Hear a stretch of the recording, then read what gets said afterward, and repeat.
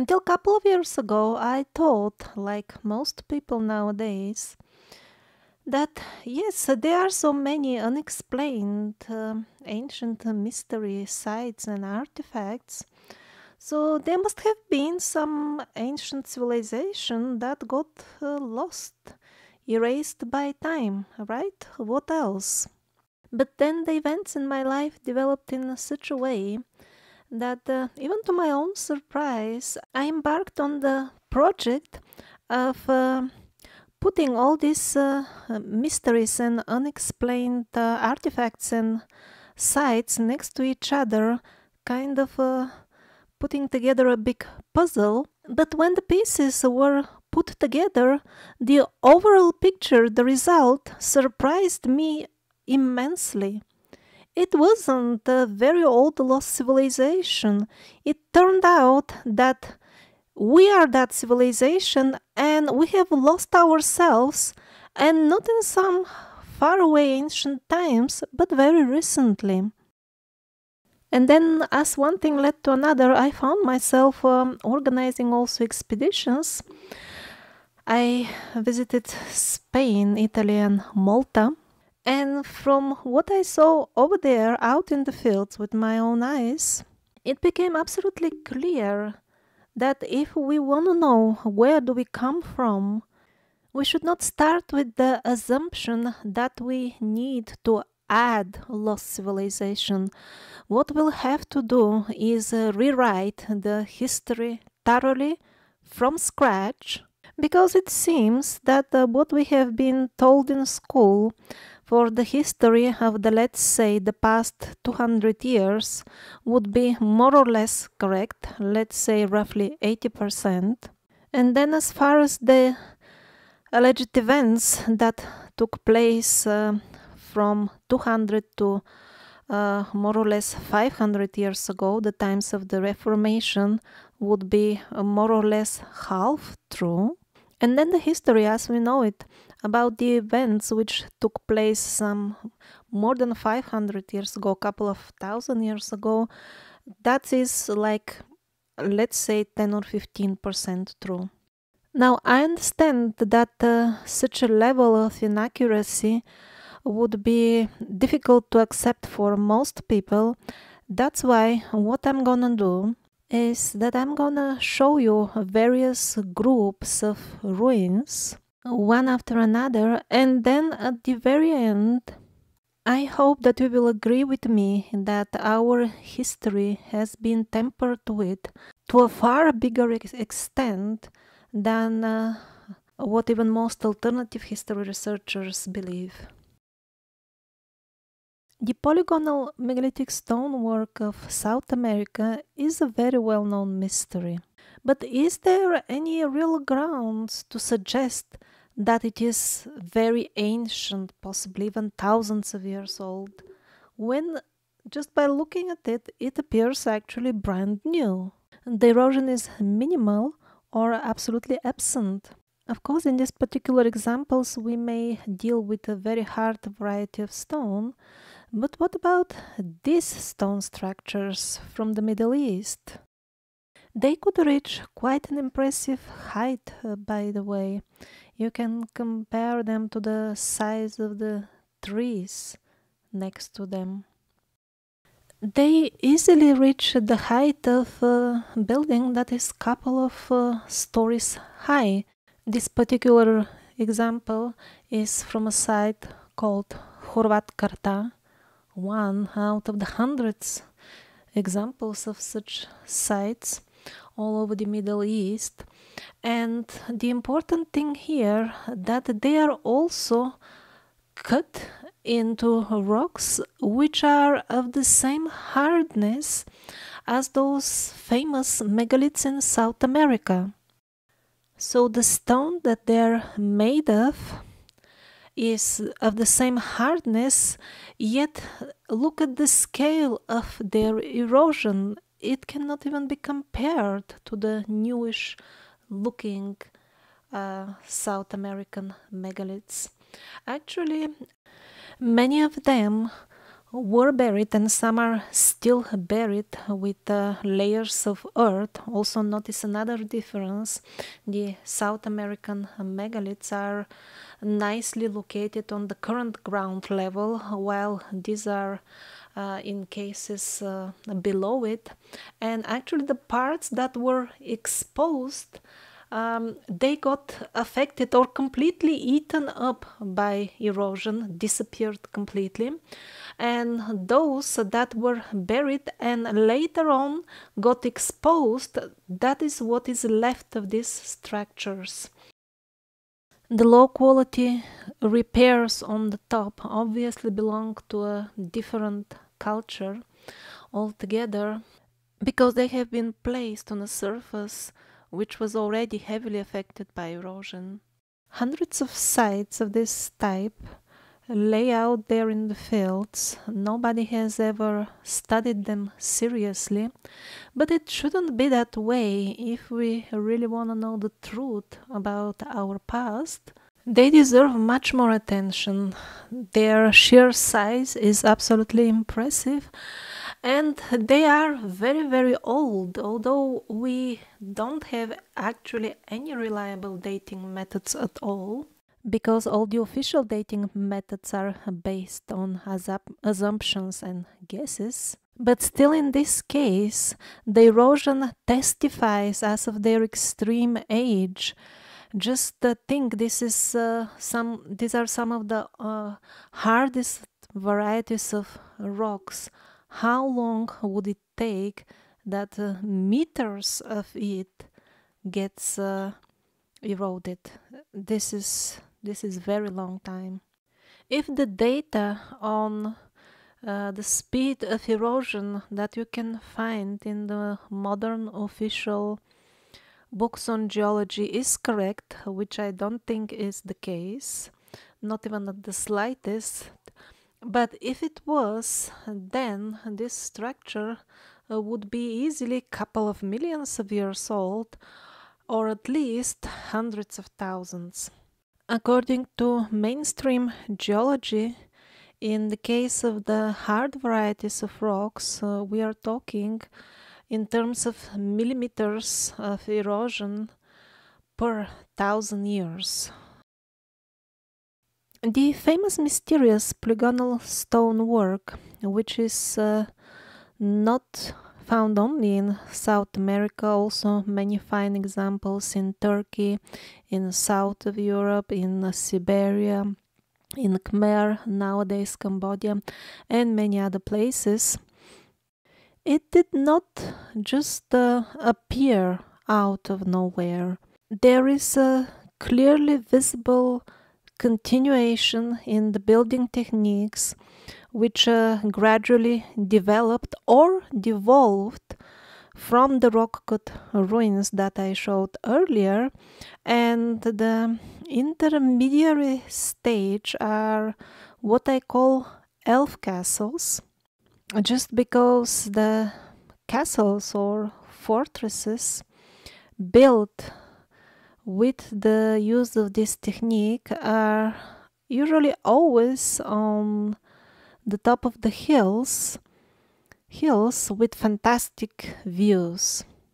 These so-called elf castles blend so well with nature that from far away there is nothing man-made. That's how it looks like, and only when you go in it you start gradually realizing that these are not just cracks in the stone, these are megalithic blocks. For example, this is an absolutely regularly shaped hexagonal block that has fallen down.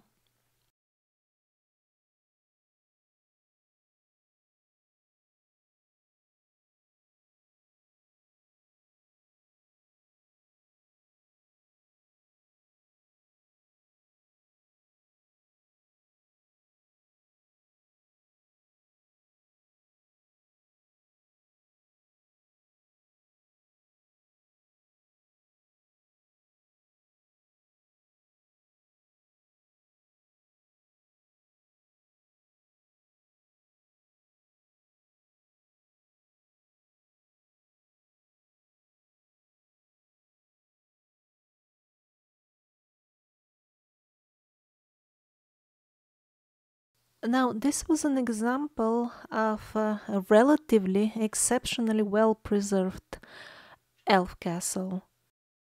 Fortresses, rock-cut fortresses, with often with elements of giant megaliths mixed together with the rock cutting, are also found all over Asia Minor, the Balkans, and southern Europe, reaching all the way to Switzerland and the south border of France even. I've been trying to collect all the elf castles that I could find out about on my website in the directory of all interesting megaliths in the elf castle category. Interestingly enough, such curious ruins are absolutely under the radar even for the alternative history researchers. And one of the main reasons for it is that usually there is something much more recent built on the top of the ruins of what once has been an elf castle. Even when people see that there is a different style of construction at the bases, they tend to assume, oh, they must have cut the rock just there at the basis and then continue building on the top. But after people heard about elf castles from my videos and started looking at the ruins around with a more critical eye, they reported many other examples in which it was clear, no, this is not just cutting the rock for the purpose of building a base for the medieval fortress or whatever is built on it. This was an older building which was already in ruins by the time they started the construction of the younger generation building on the top of it. And although I'm calling these fortresses, or in some cases they are even in the size of small towns, with a name from the fairy tales, finding them is much easier than one would expect. For example, we were visiting this very poorly preserved site of such elf castle, like rock-cut ruins in Spain, and then we noticed that there is another hill in the vicinity, again with picturesque views to the valley. And then we thought, oh, they usually go in groups of couple of elf castles next to each other. So let's go and visit the other hill as well. Maybe it will have another elf castle on it. This is, by the way, an example of something, of a remains of a round door. Maybe it was a rotating door. So this was the other hill. And we went there, we drove there. And as we reached and I opened the door of the car, this is what I saw right at the parking lot. Remains of heavily eroded, I don't know, rooms or some sort of premises. Something rock cut, obviously of intelligent design. And the wall, which you see here, which happens to be the defensive wall of the medieval castle.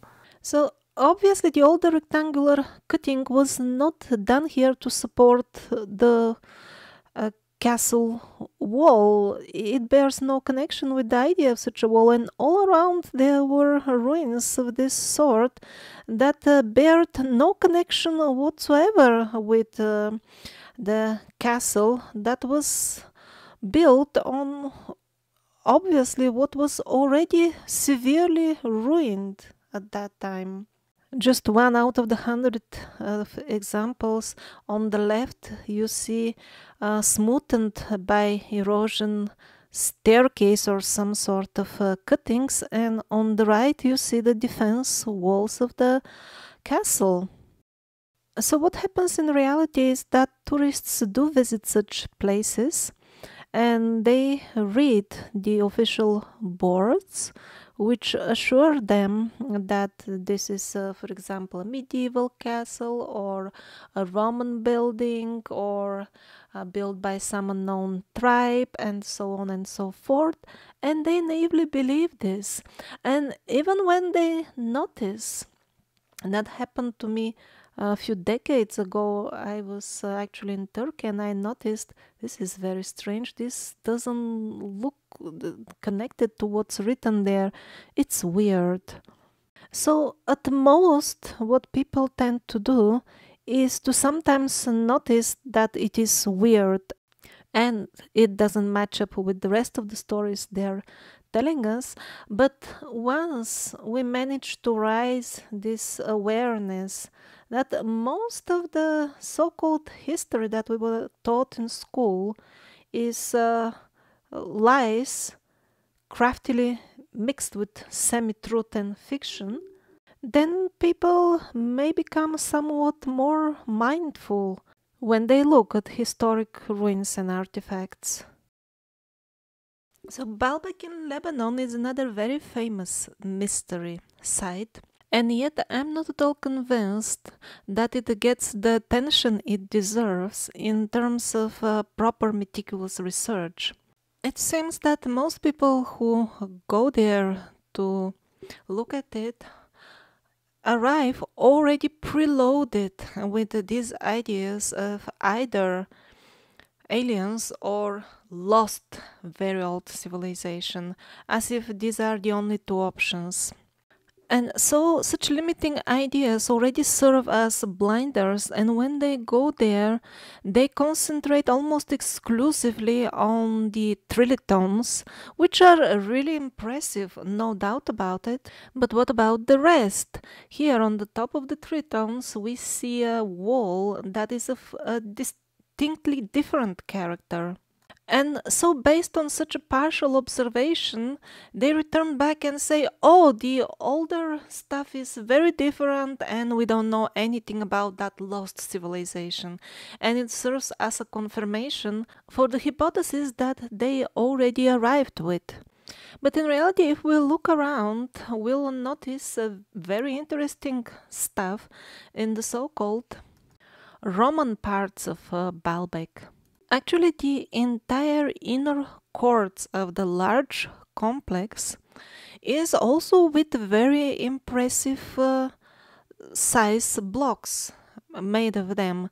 And yet the alternative researchers don't tend to pay so much attention to them just because they are already labeled as Roman. That means not interesting. So anything that bears this style officially labeled as Roman passes below the radar without any examination at all. Like, for example, absolutely unhumanly giant columns, some of which are a single piece of stone.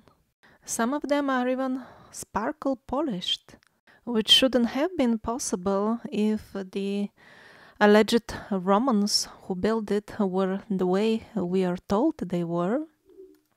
We also have metal armature and pipes sticking out of the stones.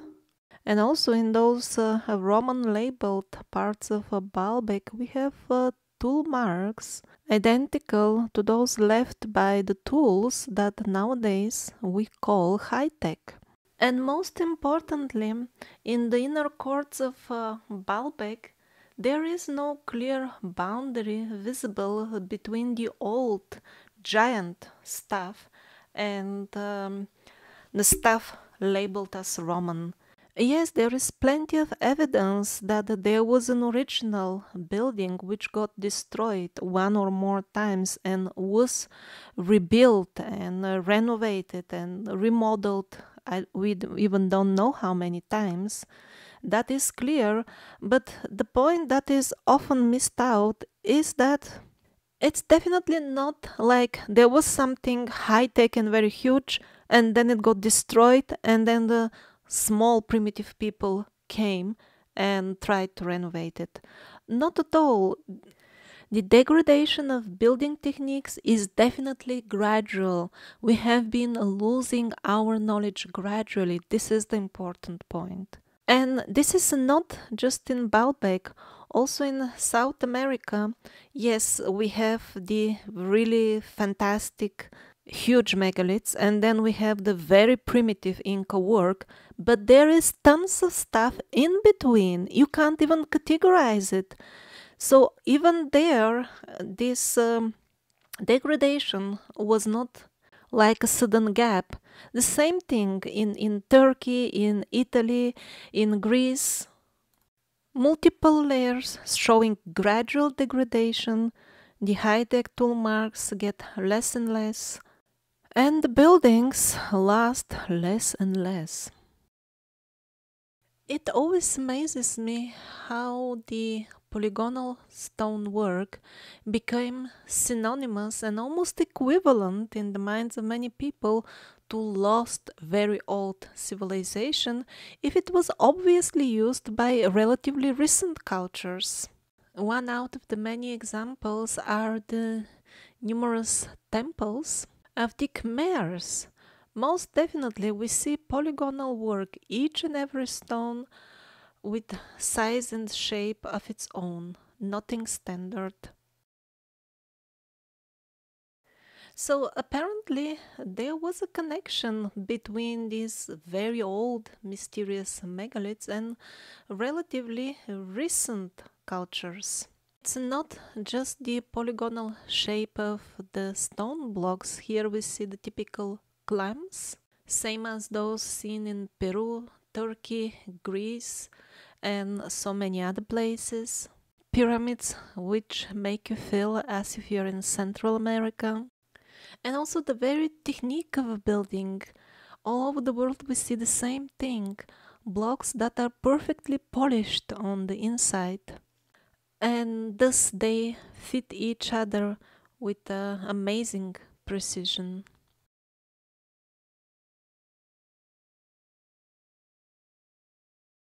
And even minor details in the building techniques match, like, for example, this peculiarity that they would first place the stones on their places and after that they would shape them, all of them together.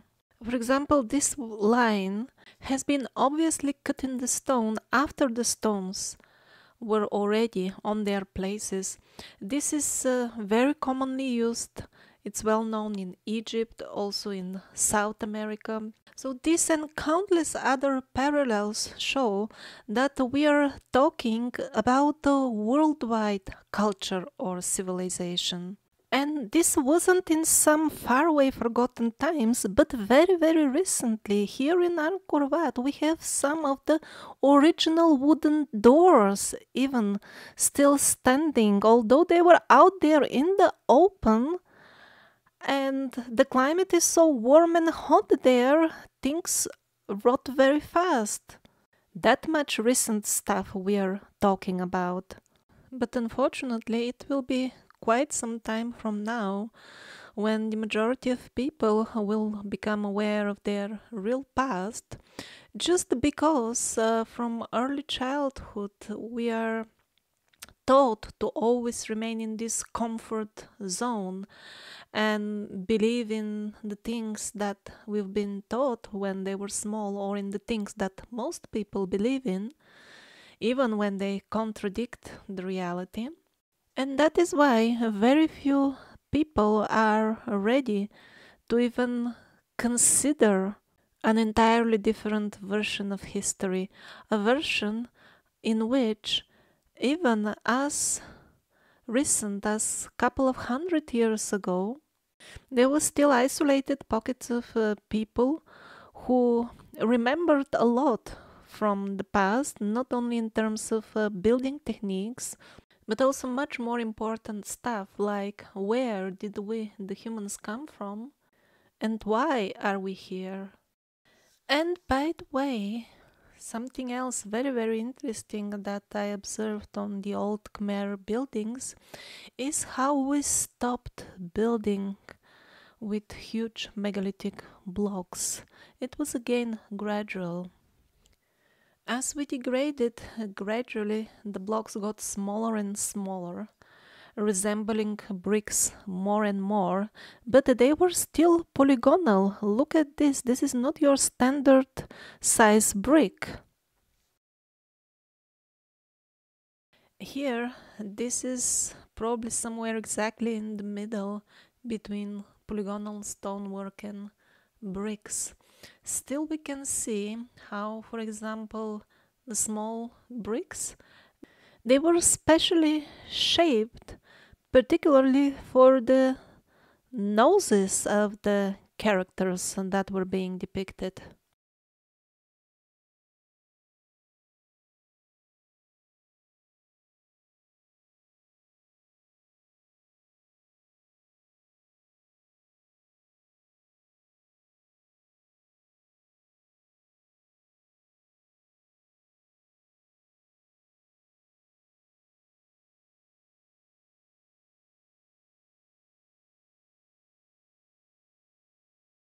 Also, it can be observed that first the bricks were placed and then the corners were cut and shaped, which is also a technique inherited by the time of the fantastic megaliths. In this case, probably it was done manually, but still it is a proof that the knowledge was getting lost gradually. And there are so many hundreds, if not thousands, of such examples. It's impossible to mention all of them even briefly in 1.5 hours. If you're interested, there is a documentary series of over 40 episodes called The Survivors of Atlantis, and you can find it here on the NewEarth channel, where you will see countless evidence collected showing that all these stories we were told in school about ancient cultures and various kingdoms, overall the accuracy of the full story, especially of the big picture, is far less accurate than even bedtime stories we were told when we were children. Just 2 more points about the old Khmer buildings. Initially, the statues were carved out of stone, of course, and then they were cut into the bricks gradually. That was the technique. And at the end, they consisted of a rough brickwork on the inside, the bulky part, and then a smoother finishing with cement on the top. Here we have somewhat less cement left. Well, this is an example where the cement is far better preserved.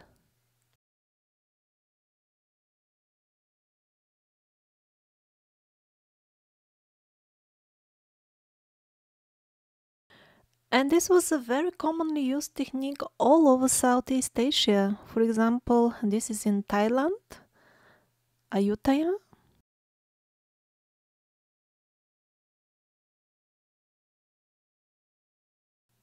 And in Bagan, Burma. It is well known that it was used in the very same way in the so-called Roman buildings and widely used, for example, in the European Renaissance castles and in Teotihuacan in Mexico.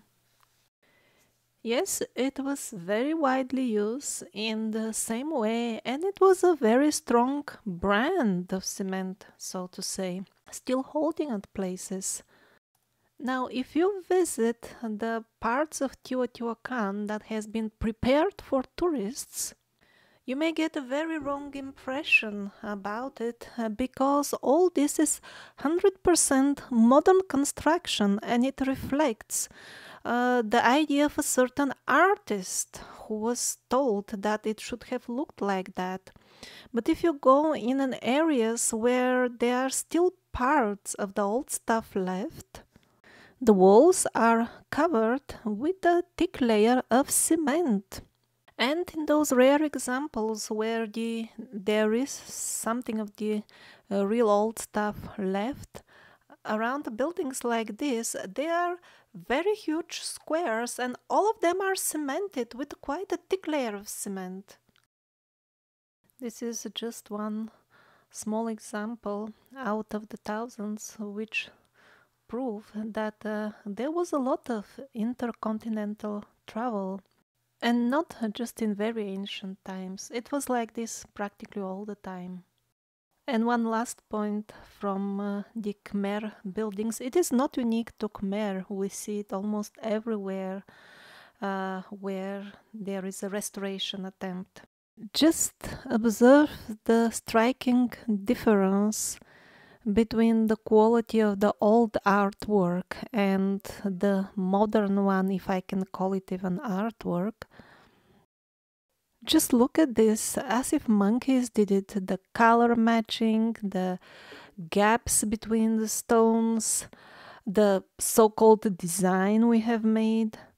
And on the top of all that, we believe that we are advancing and that people centuries ago were backwards and stupid. Let's do a simple math. Now the population is much more than in those times, and the taxes are many times higher, probably, let's say, at least 6 or 7 times. And on the top of that, everyday people come from all over the world and purchase extremely expensive entry tickets to the temples, popularly known as Angkor Wat, which amounts to quite few millions every year going into their restoration. And add to all that our labor now is supposedly much more efficient because we have computers that would design the perfect elements that would match perfectly. We have tools with which we can cut stone much easier and much faster. So if we were really that much superior, why can't we even repair a simple broken piece, let alone building it from scratch?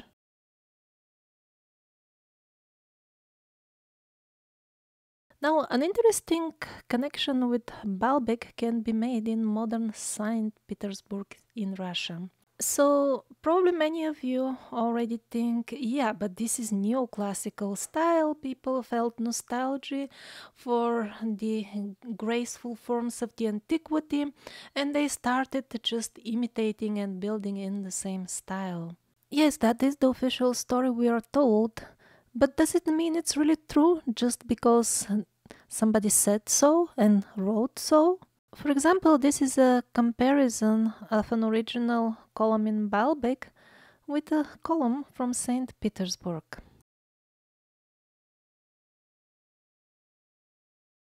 And another parallel between a building in St. Petersburg and its counterpart in Greece.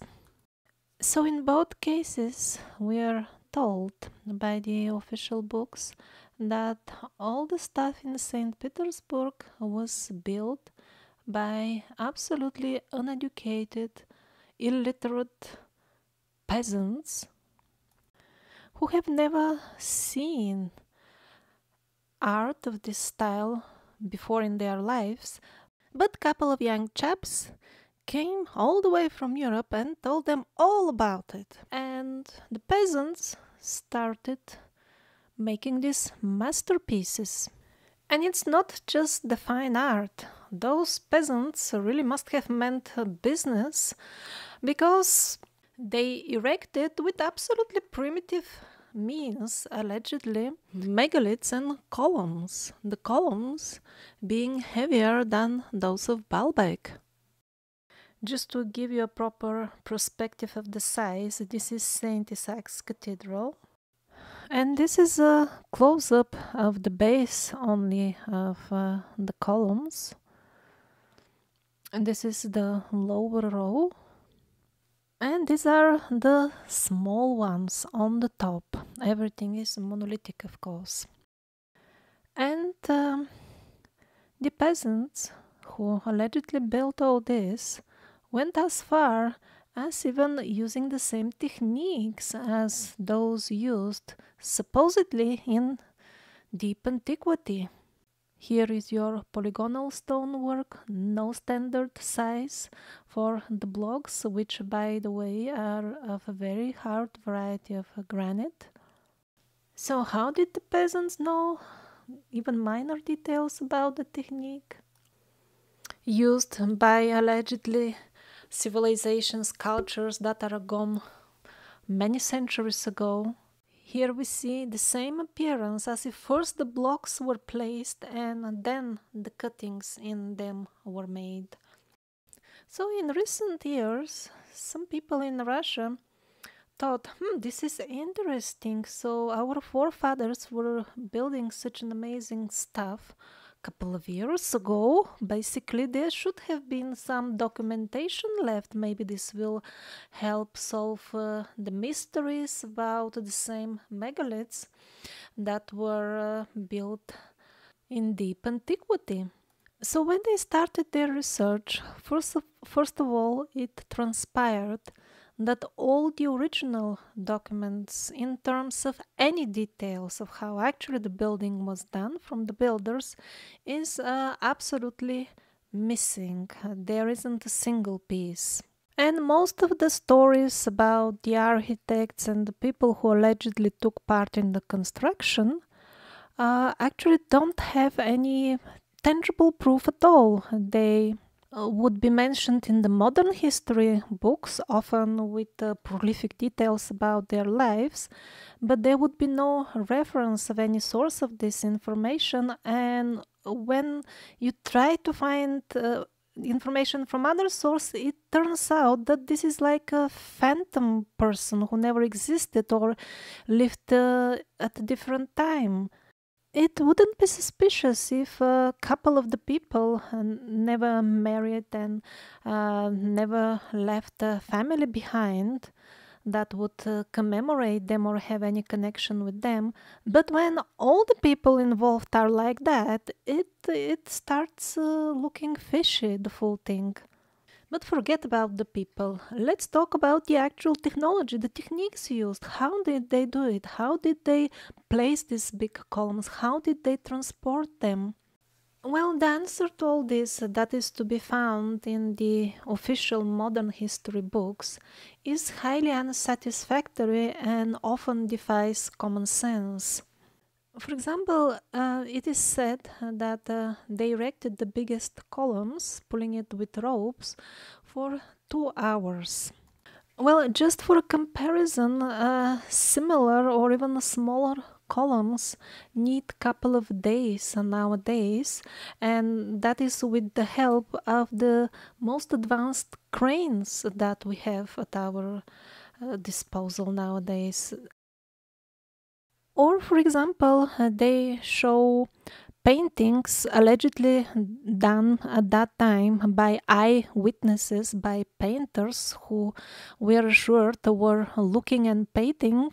But if that was really true, how is it possible that a couple of artists saying so completely different things as if they were in different towns at that time?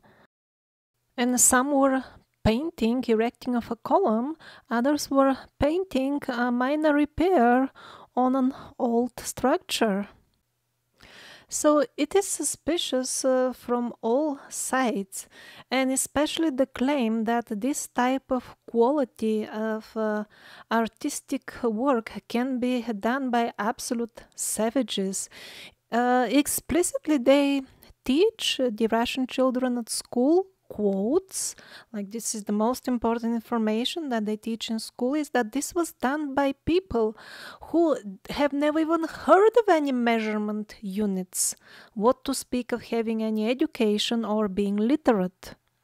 So they're offering us to believe that somebody who has no clue how to build anything than a straw hut has engineered this megaliths. These are absolutely huge monolithic blocks. These are multi-storied buildings. You really need a team of engineers to put all this together. And it's not just a couple of columns, it's an absolutely large complex of palaces. So in each and every one of these palaces, we have items made of so many different materials. They need to be manufactured at specialized places for this. So how would the sizes match? How would you manufacture a gold-plated fitting for the green column if you don't know even how to count and you don't know what is a measuring unit? How will you know how big is the column? And by the way, such complex compositions, they require some sort of engineering project. Yeah, something written down in detail, how big it should be so that it can get manufactured. Where is all this? Why there is no trace of it even? Actually, the only source on which the mainstream stories are loosely based are number of illustrations in an album which was indeed printed at the time when all this was built, and it was printed in France. The overall impression after looking at this album is that it is some sort of a forgery, an attempt to cover up the real story. Even at that time, it is not a new trend, because it is some sort of a joke, like, look at this man. What he's allegedly doing, he is preparing the stone for the big columns by inserting this metal rod in the rock, and after they insert many such rods, the giant boulder will split from the rest of the bedrock. Okay, sounds brilliant so far, but how do you insert a 5-meter thin metal rod into the solid bedrock? Some technology, some hammer or something, will it not bend? I mean, there should be some common sense in these things. So here the friends of the hero from the previous image are happily and easily pulling a large boulder as if it is a sack of cotton. Yes, this size of boulders can be transported by primitive means, and this is what the photographs show. Yes, people did it, but this is how they actually did it, with this type of equipment. So can we trust that French album just because it was printed at the same time when all this was allegedly built, or maybe was it repaired?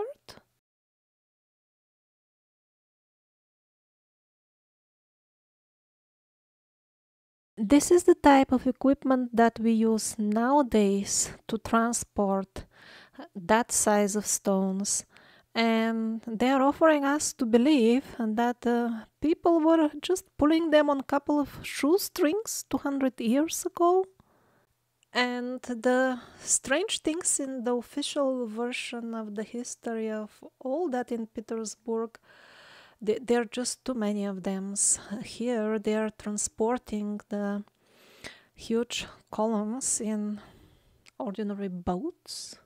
Yes, it is absolutely within the technology a couple of 100 years ago to transport similar things, and they were transported, but they made special ships for it. Here is how a much smaller obelisk was transported by sea. They needed to make a special design of a ship for it. It was that difficult. So why they had to take these absurd stories and present them as sort of scientific history instead of really researching and inquiring into what happened? For example, these are old illustrations where ruins are shown again in this very same St. Petersburg. Look at the ruins, the absolutely same designs that you see in Baalbek.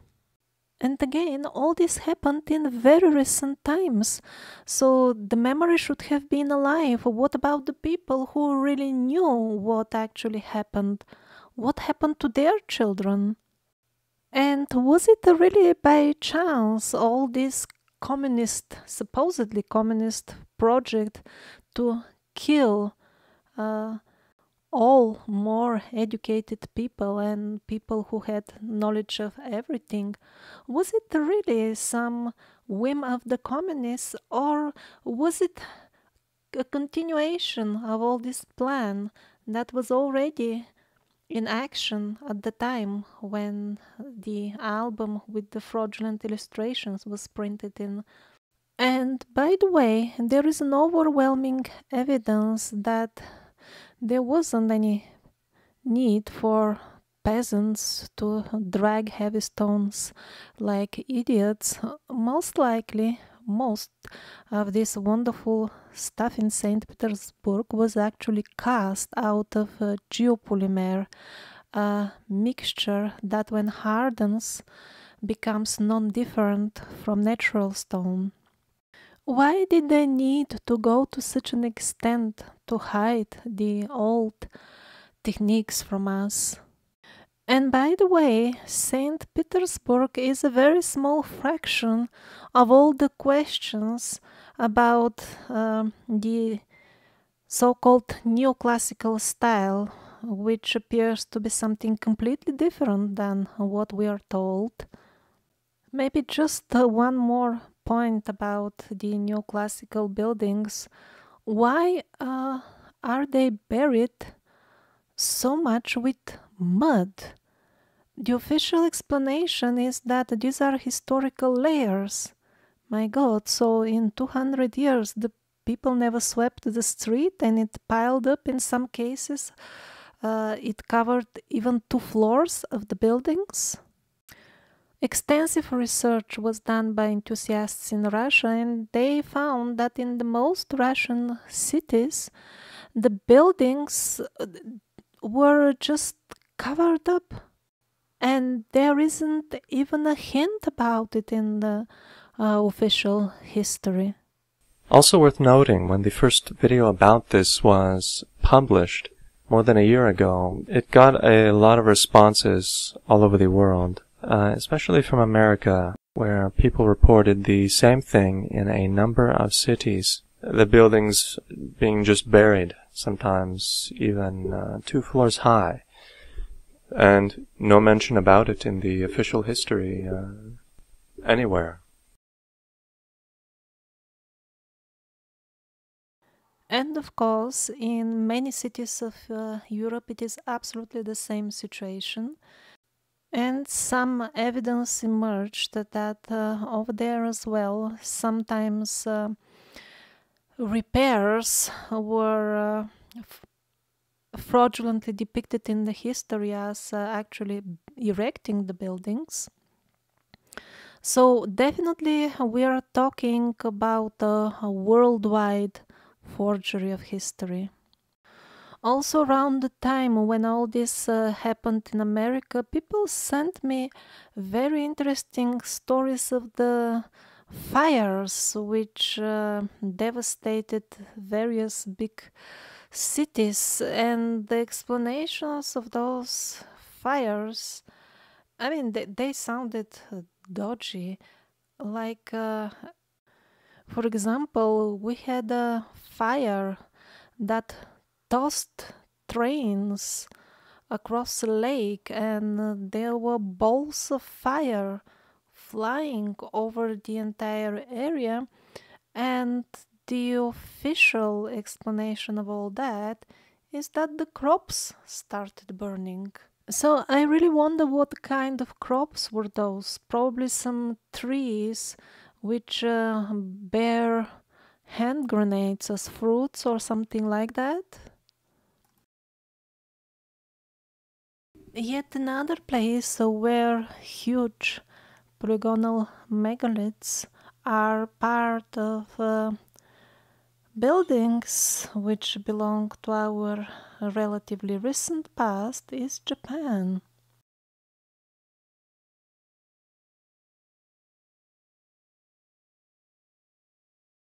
And there is yet another class of ruins that is not getting almost any attention at all. And these are the often very large complexes of rock-cut ruins, sometimes the sizes of big cities. I even had to coin my own name. I called them the civilization of Egil. Apparently, till now, nobody showed enough interest to the point to give them a name or even make some sort of a list or map of the ruins. This is the first attempt of such a map, and even this contains probably less than 1% of all the sites. Actually, to make it's impossible at the moment to make a comprehensive map because these ruins are so numerous. Like in certain regions of Turkey and central Italy where I visited, they're basically besides or under every village and town.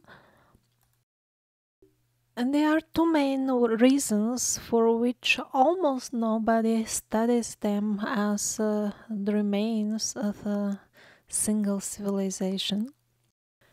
And the first reason, as usual, is the blind belief in the stories of the official so-called history about them. Often these stories are utterly ridiculous and devoid of common sense even, absolutely inconsistent with what you see actually. But yet people tend to believe them, thinking that somebody must have studied something, or at most they would notice this sounds weird, and that's where it would end, because simply there is nobody to tell them that they are ruins with the same style and same age all over the place, spread over continents.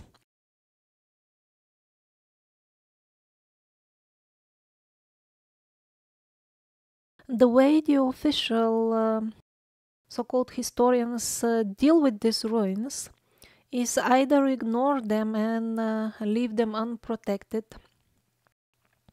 so that people destroy them with agriculture, or just they fall apart with time, or they make up some story usually connected with the historic layers that would be built on the top of such ruins, and then it will seem almost like true, and people buy it. They get attributed to all kinds of cultures belonging to all kinds of historic times, from primitive to very recent. And when they can't find any culture handy to blame it on, they just say, or it was monks, they dug it out in the rocks to sit and pray there. And the second reason for which these ruins don't get enough attention, and that is especially valid for the alternative history researchers, is that they are often in a very poor condition. Obviously, they are quite old. And in most cases, they don't look like they're very high tech.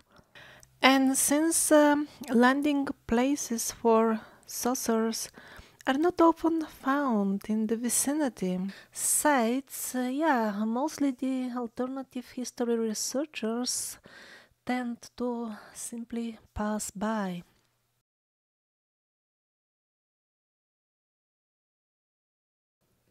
In reality, this network of rock-cut ruins is so durable that it has been used and reused and remodeled by many cultures and civilizations. Many of them are still habitable even till nowadays. Thousands of people still live in them. And even after undergoing numerous total renovations, amazingly enough, distinct layers with their own peculiarities in terms of design, borders, arches, and so on. Such layers are seen in the same sequence on the top of each other, all the way from Spain to Asia Minor. For example, now the images from Spain and Israel, they are from a layer, let's say, that is somewhere in the middle with this typical semicircle arches, or even circle, one could say.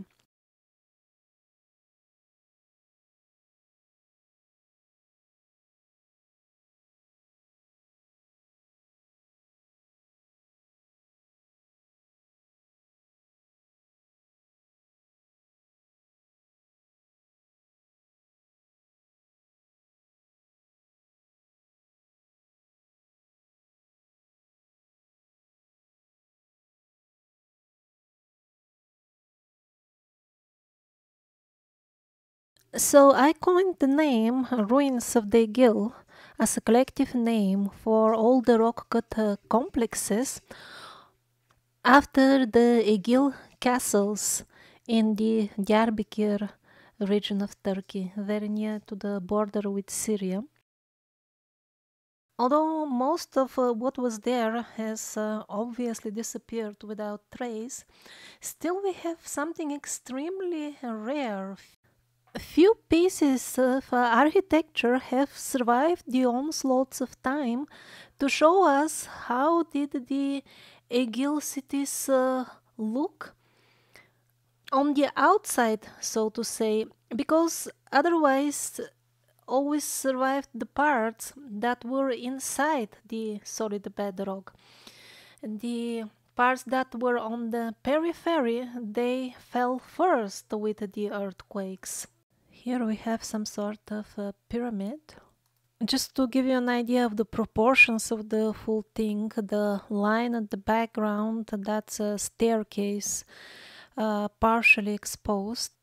Looking at the sheer size and complexity of whatever little has remained of this full complex, if not town or metropolis, I personally don't think this could have been done by primitive people, as we are being assured by the mainstream sources. The Aiguille ruins go hand in hand with yet another extremely interesting type of ruins, and these are the rock-cut roads. Or at least they look mostly like roads. So I will continue referring to them in that way. They're found basically everywhere in regions where Aiguille ruins are to be found. And they also have their layers. There are older ones and relatively younger ones.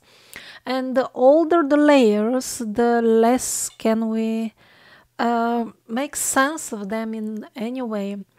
I mean, first of all, why do you even cut a road in the stone? This is so much work.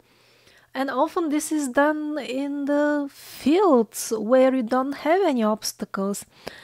And we're talking about kilometers long roads. It's not just like we do tunnels to avoid some sort of obstacle. No, just kilometers, sometimes even hundreds of kilometers long, even in the absolutely perfect and vehicle-friendly terrain. And yes, although what looks like exactly like vehicle tracks is often to be found on such roads, when it is, it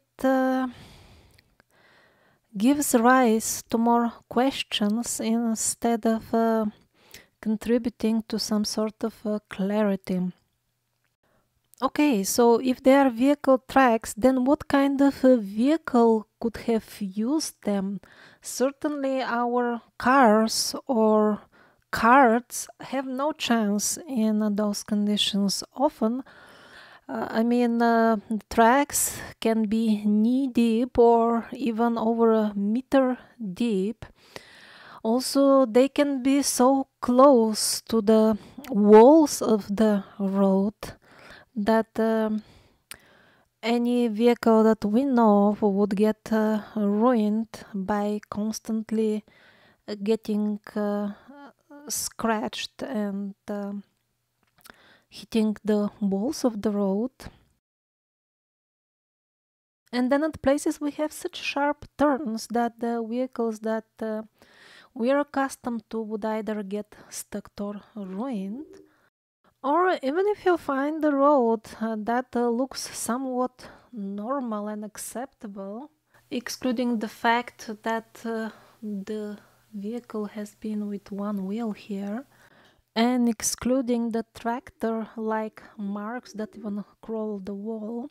So let's assume it looks normal for a couple of kilometers and then it turns into something that looks like a pedestrian road, or it has steps or like a staircase.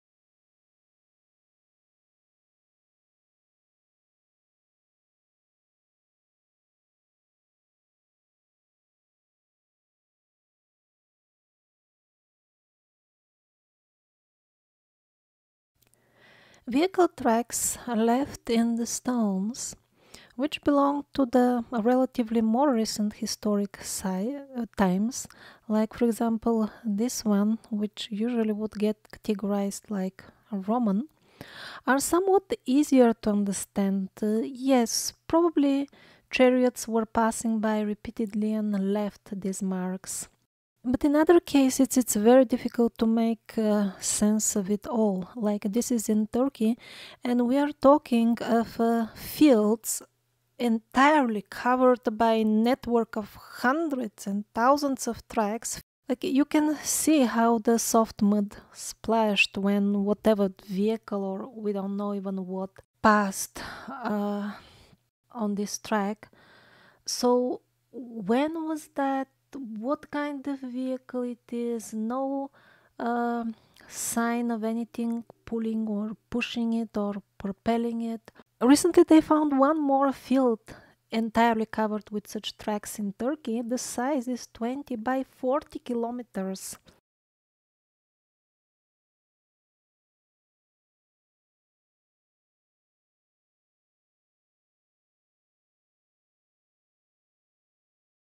Last autumn, I visited Malta with the intention to see the famous vehicle tracks there, which for some strange reason are famous under the keyword of cartridge, although in real life they resemble cartridges only very remotely.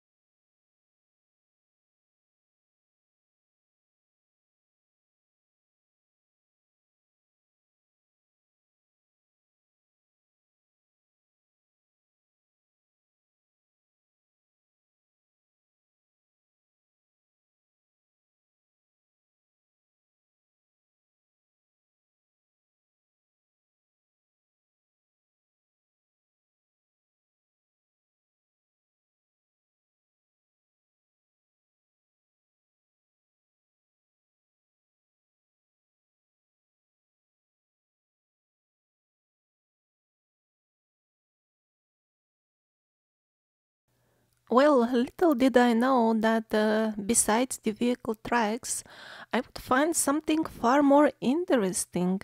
And that was a connection between the Egil ruins and the medieval architecture. It turned out that the medieval star forts in Malta, which are quite impressive, are actually built on the ruins of much older and heavily eroded ruins about which there isn't even a single word or mention in the official history of the forts. I also had a chat with a supposedly proper historian in one of the museums, which, by the way, was located in such a fort. So I asked him, okay, these blocks, the ones in poorer condition, they are medieval. The newish, sparkling one, they're modern restoration.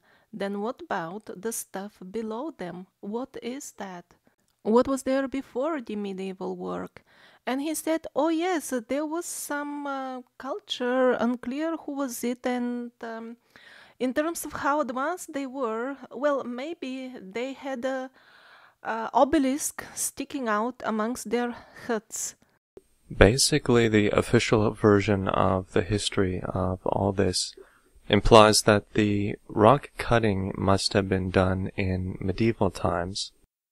But first of all, rock cutting on such an absolutely large scale, because actually a full city is cut out of the rock, not only the outside walls, the inside as well. This is simply not done in medieval times. And on top of it, we're most definitely assured by mainstream sources that the full history of the fort is documented in great detail, completely. They assure us that there was no major changes to the star forts. Minor remodelings, yes, but very minor. And basically they are telling us these are medieval walls, and 99% of what you see is authentic medieval architecture. Except for these small repairs, the modern ones with the shiny newish looking stone blocks.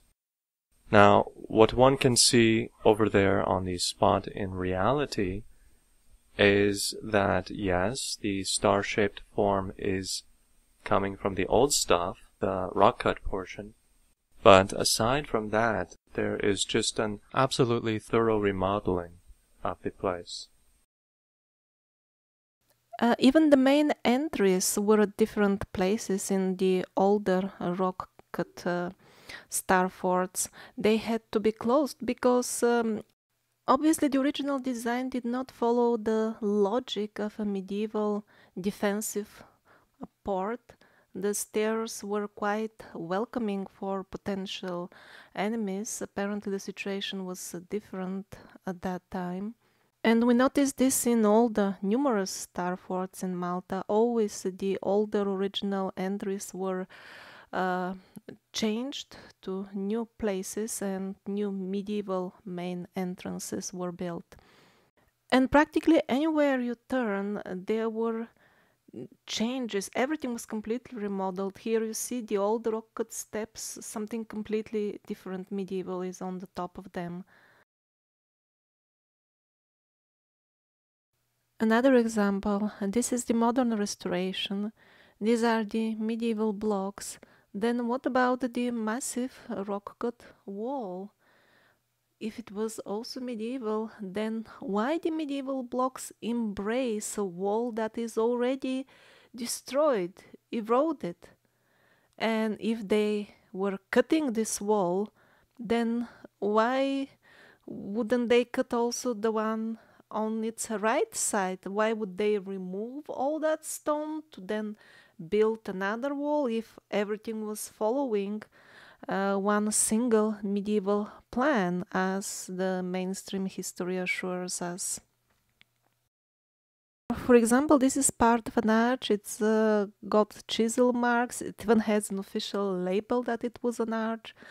So obviously a lot is missing around this piece of arch that is left. Behind it there is medieval stuff in good condition, and they're assuring us that before the medieval fortress there were only huts, probably with an obelisk. Is that all?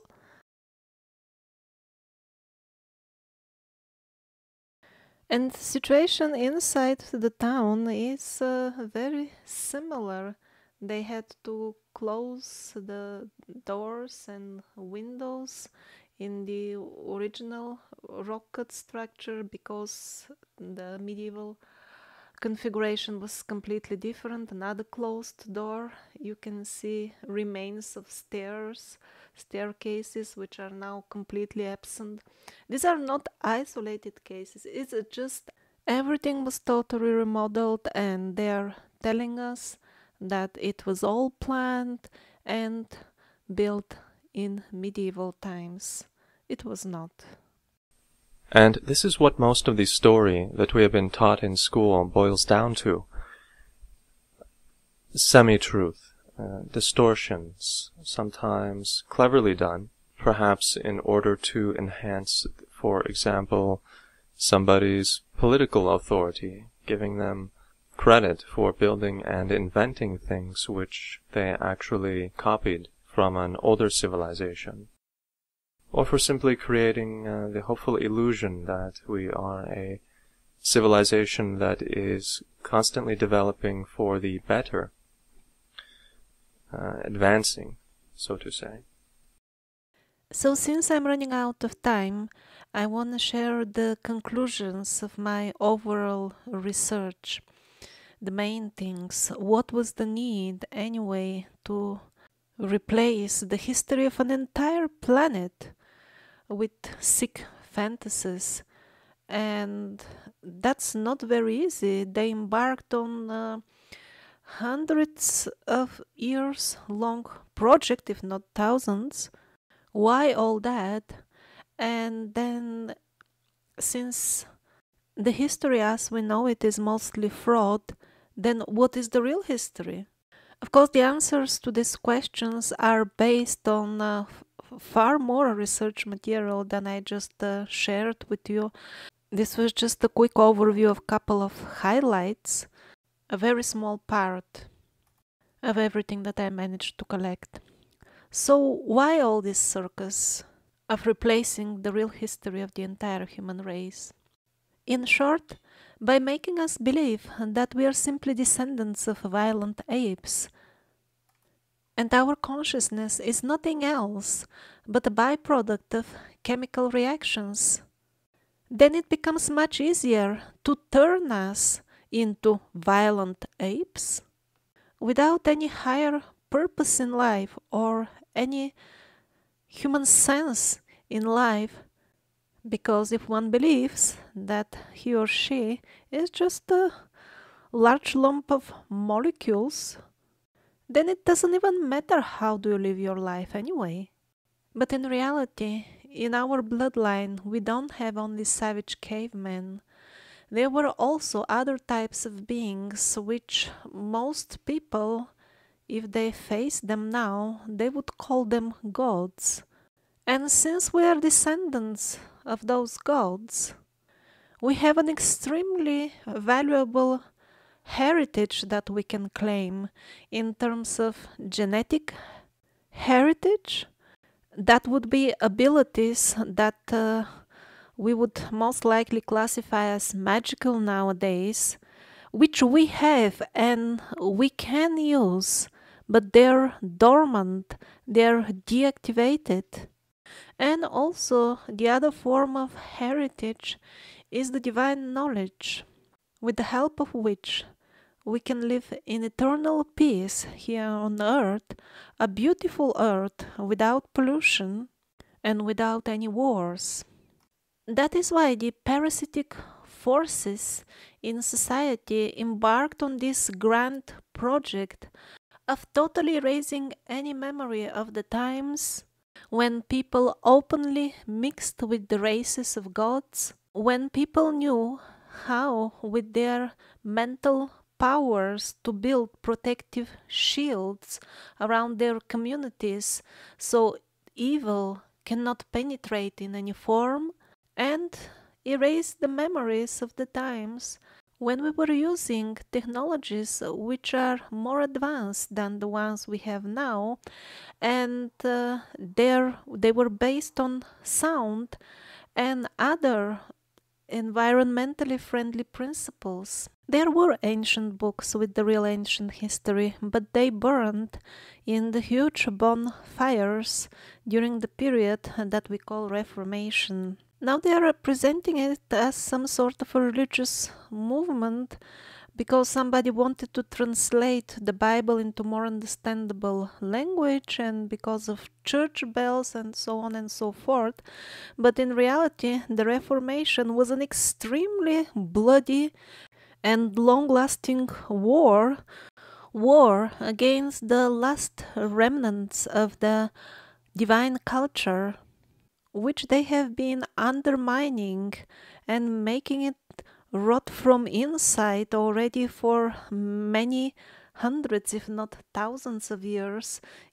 Their main weapons being ideological infiltration, demoralization of the society, and mainly deceit of any form and description. So around the time of the Reformation, the parasitic forces managed to appoint their own people as kings and rulers of most countries. It started in Western Europe and gradually spread all over the world.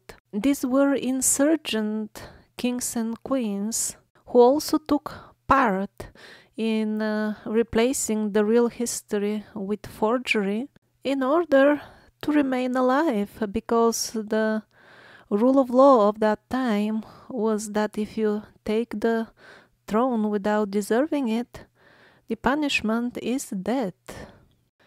There were pockets here and there of cultures who resisted, and even in military way, and that continued as recent as the 18th century. After the last righteous rulers, who probably also might have kept some of the very old books and certainly knew about the real history, so after they were gone, the common people became citizens of kingdoms with parasitic appointed kings, and they were forced, under the penalty of death, of course, to renounce their old beliefs. Probably the party that now I'm calling parasites are those same race of creatures or race of people, not sure how should I call them, who caused the destruction of Atlantis. They were Atlantean themselves, but they deviated from the path of righteousness and got into black magic technologies and corruption, and when the corruption united with the misuse of technologies, that caused the demise of Atlantis. But it seems many of the Atlanteans escaped and managed to survive the destruction of their land. Some of them were good-hearted, normal Atlanteans who eventually spread all over the planet and educated the primitive tribes that were populating our earth at that time. But also the other type of Atlanteans also survived, a group of them, and they were trying to undermine the good educational mission of the good survivors. And now about the second point, what was the real history? The history that they destroyed in the Reformation bonfires. Well, to be honest, the more I research, and especially the more I go on expeditions, the less I see any point in even making hypotheses about it. We're so far from the truth. We know so little. It is possible to recover everything and is relatively not so difficult, but at least at this point is not something that I can do alone. But still I can recommend a very short reading list with resources that are not perfect, but at least are much closer to the truth than your school history textbook. So first in this reading list are the Vedic Puranas. They are all translated in English, although lots will be lost in the translation. And anyway, we don't really have them in original form because there were some reforms in the Sanskrit language, but at least they were not as much corrupted as the rest of the old books. Actually, the books that they're telling us are old, like from Roman or even ancient Greek times. They're just medieval creations. None of them is available in original. We have something like copies done by certain small groups of monks. And always when they made the copy, the original disappeared all of a sudden in a fire or some accident. And by the way, the monks honestly admitted that they're copying, but like copying and correcting the books to fit the newly discovered history. Yeah, that's also in the times around the Reformation. But in the case of the Vedic literature, it reached us in a relatively and only relatively less adulterated form. If you try to read it, don't go into any commentaries, just translations of the original text, that's all. And the second item in that reading list would be the works of Anatoly Fomenko. His project called New Chronology, it's a titanic work. It's an attempt to recover the last 1,000 years of human history. He doesn't venture at all in times older than 1,000 years ago. And although his work is not flawless, it remains the only attempt of compiling a truthful and educated version of the events that took place during the last 1,000 years.